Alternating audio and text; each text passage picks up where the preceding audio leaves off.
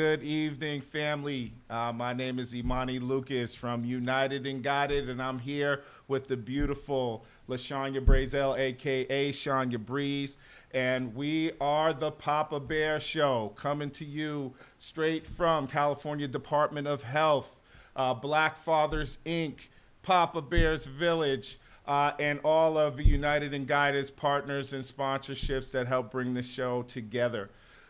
Today, this show is brought to you by the community, for the community out there. And I want to talk about a few of the news articles we have today before we move to our esteemed guest, Melvin Nelson.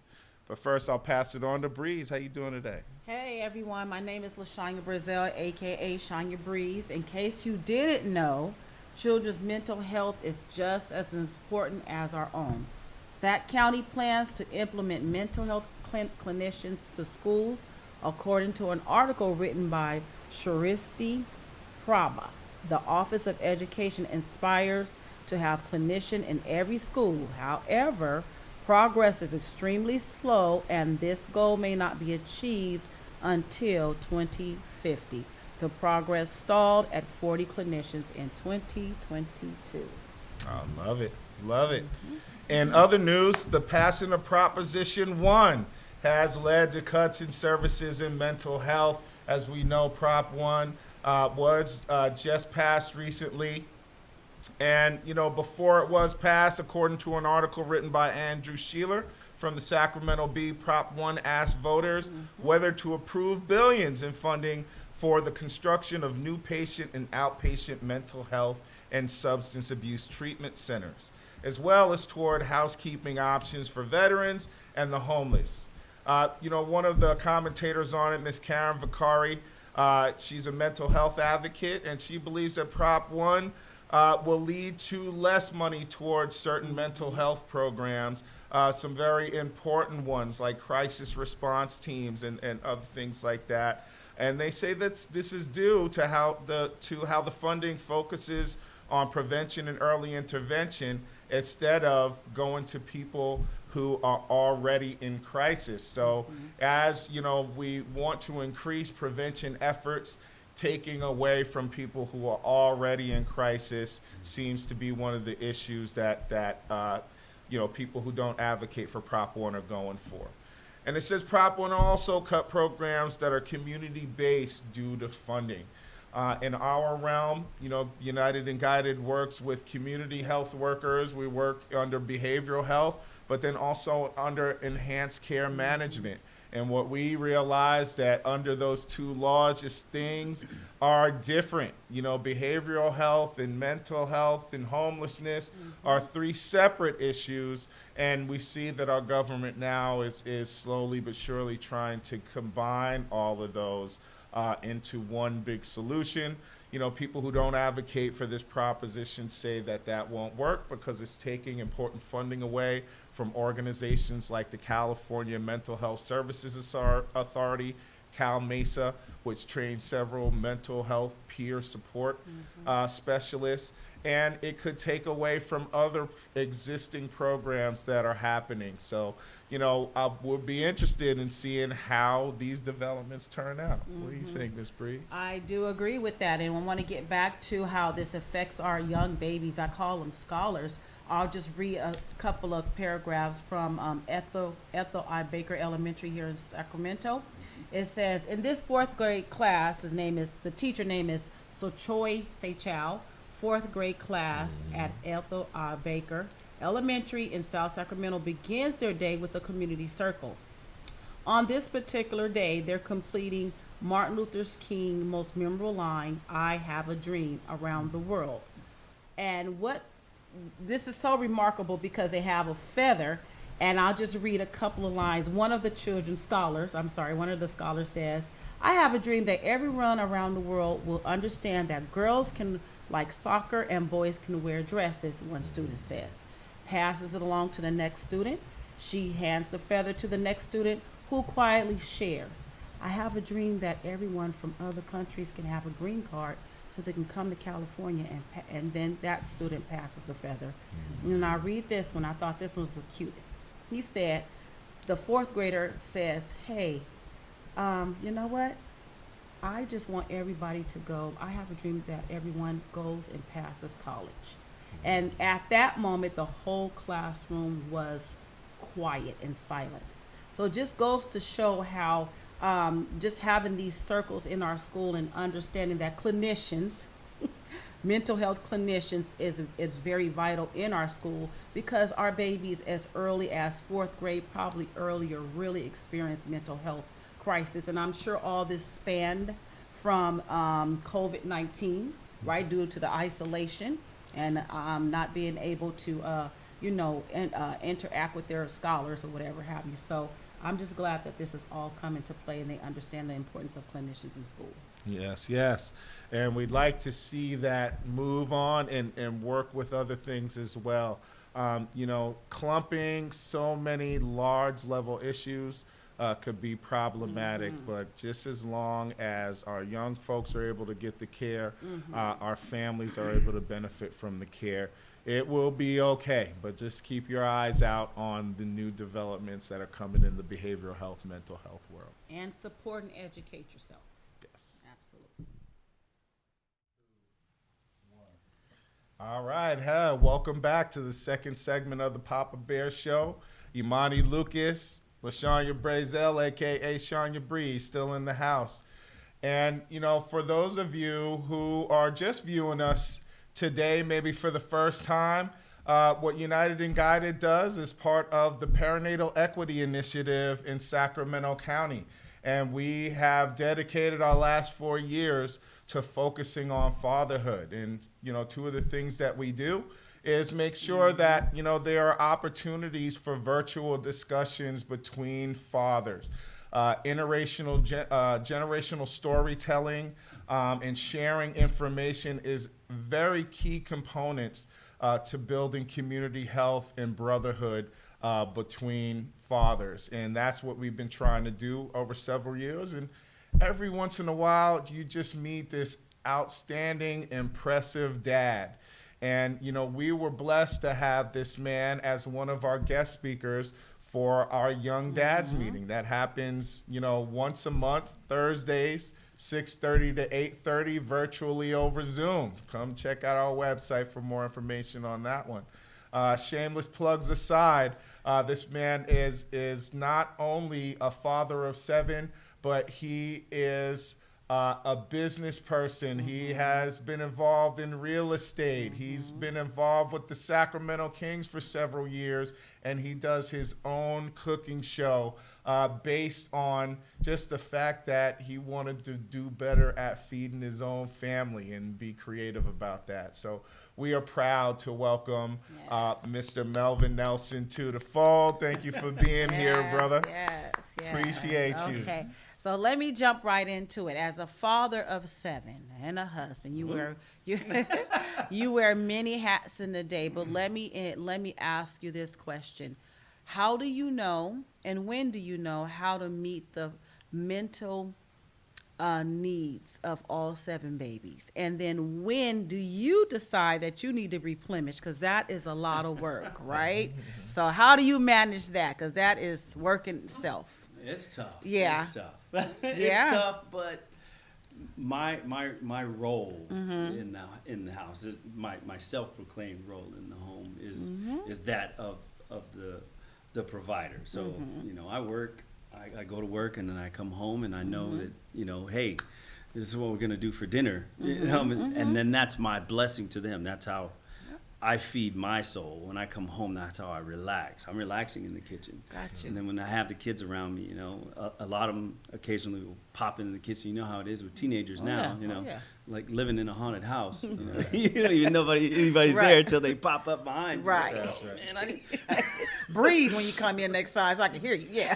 But yeah, when they're in the kitchen, they ask, "What are you cooking tonight? Okay. What's for dinner?" And I tell them what's for dinner, and they'll watch. All right, I want to watch you make this one. I want to see, what are you putting in it? How much are you putting in it? How do you know how to measure all these things? And it's fun to teach them. So as to giving them individually, that took a lot. A lot. So as much as we do as parents teaching our kids, you know, they teach us a lot. Of course. They teach us a lot. My son, I was fortunate enough to have my son first. My son, he's my oldest. I said, man, my baby, I've got a son, I've got a man. I'm gonna show him everything it takes to be a man.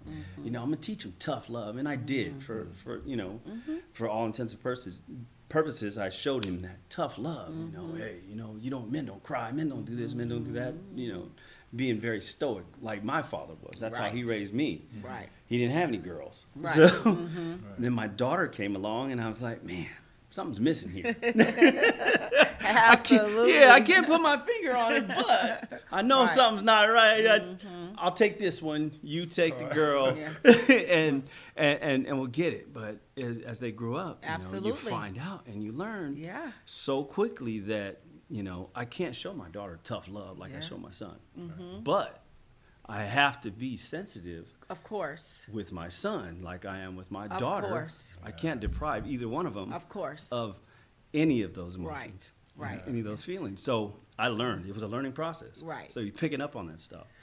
And it's crazy. Over the years, things evolve, things change. You know, they have greater access to things. It's wild. My first two kids, raising them early in the day before the cell phone was just a big hit, and you know, it was all about the TV shows and Barney and stuff like that. Yes, you know, that's all I had to worry about, influencing them. But then when they go to school, or keeping them, you know, with the understanding. My dad always taught me that, you know, you're not a product of your environment. You're a product of the decisions and the choices that you make when you're in those environments. Absolutely. Keeping that thumb on those kids and playing their sports, being involved in everything. I always told my kids, doesn't matter where we are, you know, because we were in Antelope for a little while, North Highlands for a little while, we were in Rancho Cordova for a little while. It's like, no matter where you are, you know, practice, you know, games, whether it be a play. Yeah. One thing you can always count on is you turn around, you're going to see me. Yeah, that's what's up. I love that. Yes, and then also, too, one more question, not to cut you short, one more question. So do you find, because I know what you're talking about, the needs from, you become a parent 3 times. Oh, yes. Different. Yes. 3 different parents. Oh, yes. When they little, teenage, and now adulthood. Which one do you find was challenging or no challenges at all? Man, they're all challenges. Good gracious alive. You get the challenges as the little kids. You get the challenges as the teenagers, the defiance, I'm going to do it my way, myself. You don't know nothing. And then in adulthood, it comes right back to you. They're asking you. There you go. They're asking you for, right? You know, they're asking you for your input. You know, and it was worth the ride. It was worth the wait. I just you have to adapt and learn to ride that line. What I learned as a young man, you know, watching my father was just. I wanted to be just like him when I was little. I wanted to walk like him, talk like him, be like him when I grew up. I wanted to do everything that he did. And then when I became a teenager and got around my influence in different areas, I wanted to be nothing like him. Hey, man, my dad, he's stoic, he's this, he's traveling. I don't want nothing to do with it. And then you find out as an adult. Correct. I'm a carbon copy. That's right. Hey, that's 2.0. Right.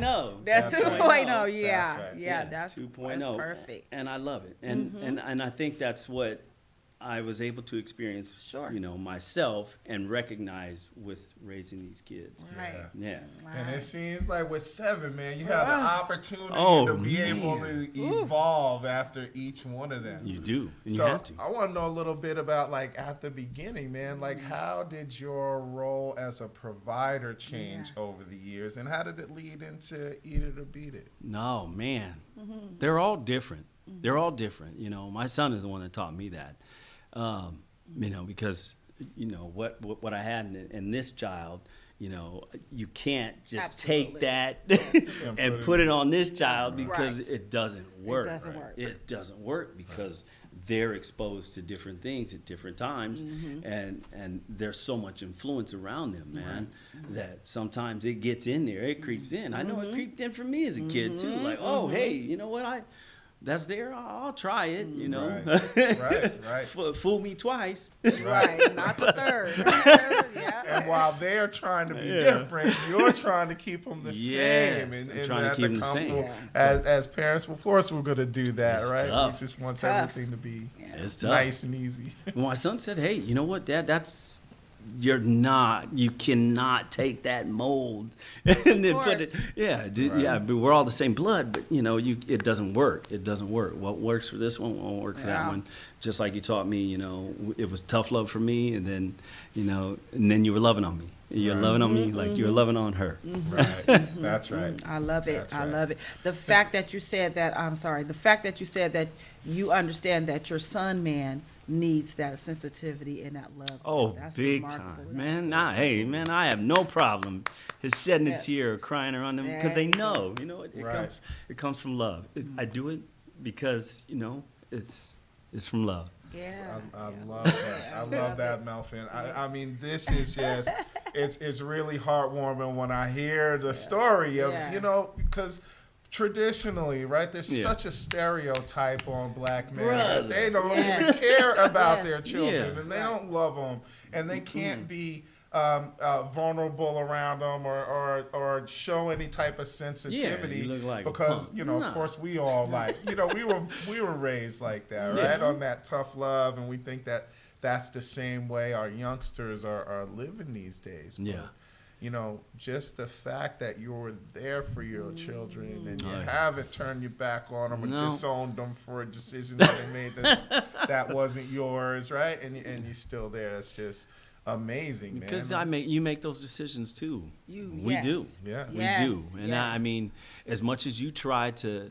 lead the way or hold their hands and walk them around certain things, eventually they're walking in your footsteps. Absolutely. They're in your footsteps. That's so, right. Yeah. And so, man, what an example. I think you were telling me earlier how you and your wife were high school sweethearts, man. And No, my first wife was my high school sweetheart, and then I was That's where the fortunate two. enough. That's where the two. Okay, that's where the two. I heard That's you. where the I two heard came you. I from, heard right? you. Yeah. I heard So you. then, so that we raised two, and then I put the focus when things didn't work out between her and I. On the babies. Yeah, put the I heard focus on them, and help them grow and mature and find their way. And then I met my wife now. We've been together 13 years. Okay. Yeah, And that's where the other that's five where the, go. that's And where the then other that 4 five came in. Four. She had 4, and then we had the unification baby. Okay, And you know how that right. goes. yeah. The last one you let into the Yeah, nightclub shows yeah. up drunk and This- starts fighting everybody. With this. Hey, Wow. reality All happened. right, reality Real happened. stuff It around. happened. Hey, it happens. That is awesome. love it. Man. It's Yeah. so honorable. Yeah. And so yeah, I didn't know that there were 2 sets of children, yeah. which makes it even more of a feat for you to be able to manage those Yes. relationships in a way to be able to be there for Oh, your yeah. older 2 children and then the other 5. Man. Oh man, it's a blessing. Yeah. I love it every Yeah. day. Yeah, I love it every absolutely. day. So how did you develop this love Yeah. for cooking, though? This is what Always we had a wanna love for know. cooking. My father was one that could make anything from nothing. Yeah, Okay. he'd make anything from nothing, man. He'd be like, hey, you know what? When your family's hungry, you provide. That's what you do. That's right. and my dad, he was partly raised on the island, partly raised San Francisco, stateside, all over the place. He had that culture ingrained in him, man, where food is family, and that's how you brought everybody together, man. You can go to any islander home. Yeah, of course. Any islander home, Filipino, Hawaiian, whatever you want to call it. You pop up at their house, man, you're welcome. Ohana. You're welcome, man. Ohana. And they have a ton of food. Yes. That's how my dad, that's the culture that was ingrained in Right. him. He always made, it could be me and him, and there's like 8 courses down there, man. You better eat it. You better eat it. That man had a whole bunch of friends too, boy. You better eat it. Nice and smiling all up. So yeah, that's kind of where the passion for it came for me is watching him, and Right. then obviously, like I said, you just become a carbon copy Of course. of your dad, and you do all the things that he did. Right. Right. Because it keeps you aligned with him, keeps you. Yeah. Do you find any of your kids like finding a love for Oh cooking? yes, Yeah. my second to youngest daughter, she's taking it up. Okay. She's doing really well. Good. And then my 7-year-old, she loves, man, her eggs, man. She's good, getting huh? it. I know. I take in progression videos now of her flipping eggs, because she, that's how I did it for her, making the eggs in the pan and then flipping it. She's Okay. like, woo, fascinated at It's 4 or over 5. easy. She's like, fascinated at 4 or 5, and now 7 years old, she's doing it herself. So Good. I take videos of her, getting it all over the counter, Right. splashing everywhere. That's But okay. now she's getting it. Hey, Dad, watch now, watch. Got I'ma it, do it Papa. again. Yeah, got it. Yeah. job, baby girl. Yes, absolutely. I find that when I have this saying that, you don't teach your daughters how to be tough, but I do know, well, to be tough to a certain degree, but I do know when the daddy teaches his daughter how to do something, can't nobody challenge that. Yeah. Can Oh, nobody challenge I'm you? telling Understand? My daughter is Yeah, I one, man. bet. My daddy don't tell me no. Right, You right. not gonna- Yes. and you not gonna tell me no. So I tell my oldest, man, she's over in Colorado, and I said, man, baby, you listen. If there's ever a situation where you're feeling unsafe, maybe an active shooter situation or something like.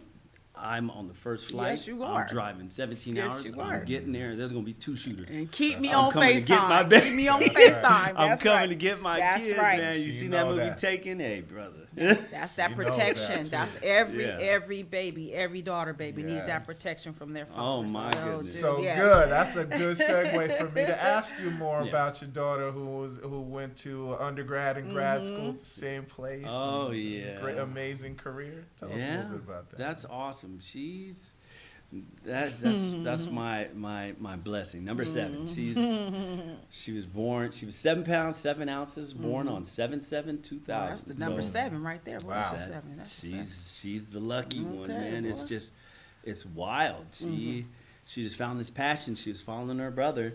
She did everything her brother was doing: softball, baseball, basketball. She was, my son was doing it all. She was right behind him. Of course. We told her, hey, you know what? Let's do everything that you want to do until you're 12. I want them to try it all. Right. So yeah, she was fortunate enough. Thank God, man. She's a smart one. course. She got a full ride academic scholarship Yes, yes. to School of Mines, which is one of the top 5 engineering colleges in the nation. Good. She got her master's from there. She was able to excel in sports still. Yes, So of she wanted to be course. able to go to college and continue to pursue her passion of running track and playing soccer. Okay. Without struggling academically. Okay. Yes, And yes. She did it. that, huh? Earned So- academic and an athletic Oh, scholarship. yeah. AA, baby. All 3. AA. She got 3. Triple Triple A. threat right there. Yeah, man. she Yeah. did well. My son did well in basketball. He got picked up to go play in the Philippines, but COVID unfortunately stopped him in his tracks. But he just recently graduated too. He got his BA from Sac State right here Good. last Oh, week. I'm like, Oh, my let's go. goodness. Yeah, Love it, love it. congratulations. Shout yeah. out to Sac State Sac- graduation. yeah. Happy Fingers up. graduation. Shout out. Yeah, shout Sierra Duggan. That's all people that graduated this year. Yes, Shout sir. out to Cece. That's what's up. Yes. Good. That's good. That's awesome. I just love hearing that, and I can tell the food. I was like, boy, that's my brother right there. He sure can cook. Yes, yes. And then my son, I was just watching the video, and my number 4. He loves to cook. He actually went on there and did your Marry Me Chicken. Nice. Yes, Good and it for was you. so good. It was so good. Love it, love it. He like, who is this dude, Mom? I was like, he was on our show. But love it. so I'm gonna encourage him to continue to watch some more of your videos. Yeah. That channel's going to evolve, so stay tuned there. I mean, it's called Eat It or Beat It, Dad. My wife came up with that concept. Obviously, 7 kids, 7 different palates. You know, Dad's making one dinner. Right. That's Right. it. You eat it or go eat cereal. Go Pick a side. Pick a side. Makes Right. soda better. I Pick love a it. side. But it's evolved. It's changed. You know, Good. it was supposed to be a cookbook, but with the kids moving away from college to Yeah. college and so forth, I wanted to give them access to videos of There you Dad go. cooking. Makes sense. They have access to the recipes, and when I pass on, Right. they stay connected. Shoot, just like and if I'm they- connected. Right, Love and if it, they feeling love it, some man. type of way, they can hear Daddy's voice while they Oh, yeah. cooking something. That's genius. I dig it. All right. As we wrap up, Yes. then, what's your favorite dish to cook? Yes. Man, all of them. All of I mean, I knew a chef was going to say that. all of them. But I love hitting that barbecue, man. That barbecue grill is, you know, just there's nothing like it. Sitting outside, just vibing to my music and cooking for my family. Yeah, man. What I love about those videos, it always seems like whatever y'all doing, y'all having fun in Yeah. it. I was like, oh, man, they're having a good time. I don't see anybody frowning in those No, videos. man. Food brings everybody together. Absolutely, That's my it's philosophy. one of the language we all speak. There you food. go. Yes, yes. Besides That's the smiling, sixth there language. there you go, there you go. That's the sixth There you- That's a language. sixth That's language. The sixth love language. There you go. If I'm cooking something for you, just know it's made with love. There you go. So, Melvin, we're wrapping up. Do you have anything you want to say to our audience out there who might have been listening Shout tonight? out to yourself. Yeah, hey man, keep like I said, stay tuned. That channel is evolving. You know, we've got it's called Eat It or Beat It, Dad, but I've laid the foundation for Eat It. My recipes are on there. I'm cooking. We're going on to Beat It.